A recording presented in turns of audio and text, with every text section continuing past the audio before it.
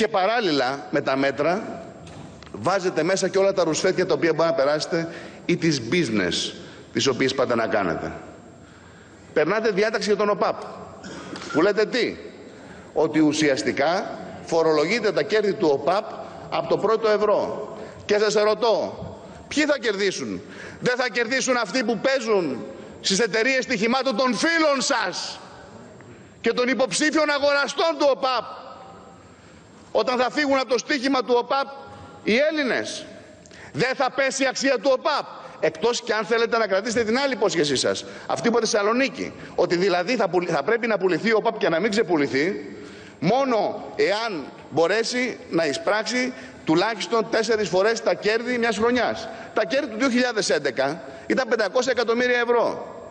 Η σημερινή χρηματιστηριακή αξία είναι 450. 2 δις θα τα πουλήσετε ή θα πάτε τα κέρδη στα 100 εκατομμύρια?